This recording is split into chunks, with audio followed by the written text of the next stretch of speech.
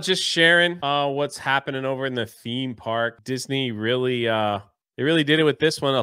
A lot of the Disney adults are very upset Of course they are. because they just introduced a brand new Premier Fast Pass or Lightning Lane Premier Pass. Basically, here's how it works. If you go to Universal Studios or SeaWorld or wherever and you want to get a line skipper, they call it Fast Pass, you pay one time and you get to go through all the rides that have that available one time, or you can get an unlimited one. So you pay one price, you go through it, and that's done. Disney had this Lightning Lane thing forever where it was like you had to pay for the Lightning Lane, then you had to pick the rides, and they told you what time you had to show up at the ride. Then if you wanted to ride a premiere ride or what they considered premiere, you got to pay extra on top of it. It was so confusing. So they're just like, all right, we're going to do this instead.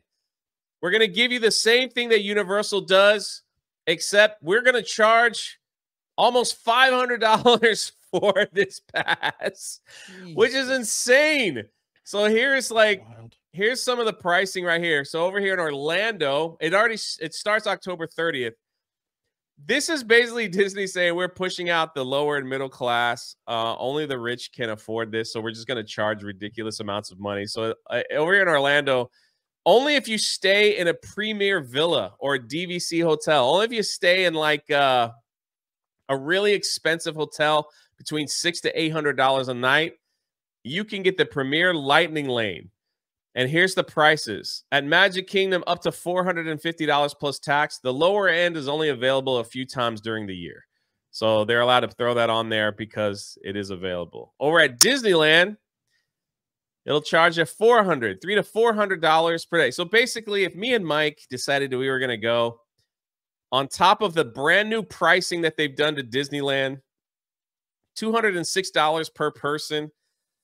If we wanted to get the Fast Pass, another $400 per person, so we're already in the hole about $1,200 plus tax. Didn't even pay for parking yet, just for one day. This is at their theme park. It's crazy. Now, somebody like this guy put through here's the price difference.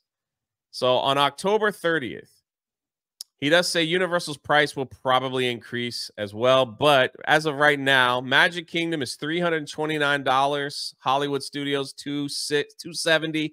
$170 for Epcot, $130 for Animal Kingdom. Islands of Adventure for the same type of ticket is $115. And Universal is only $110. That's a pretty massive price jump from the two theme parks. On top of that, they also announced the new let me share this. They effective immediately. They announced the new pricing tickets for Disneyland, and you can see the price jump. They now have officially a $206 ticket. So what this means is when you check the calendar, if you want to go to Disneyland, you got to see what tier that day is on.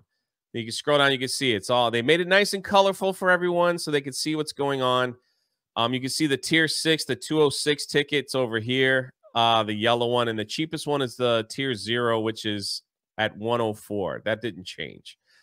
But yeah, so they increased their prices by 6.5% over at Disneyland, and now they introduced this new ridiculous Fast Pass, which is like the pricing for that is unreal. Like I said, $100 at $120 at Universal compared to $400 at Disney. A lot of people are just like they're purposely. I mean, a lot of people have been saying this for a while. They purposely have they're trying to price out lower and middle class families. So I don't know why they think this is a good idea and why they think people will pay for that. But maybe there are some people out there. Yeah. The thing is, people that can afford this kind of stuff, like on a whim, that could pay, like they have a family of 5, that could pay an extra $400 per person for this.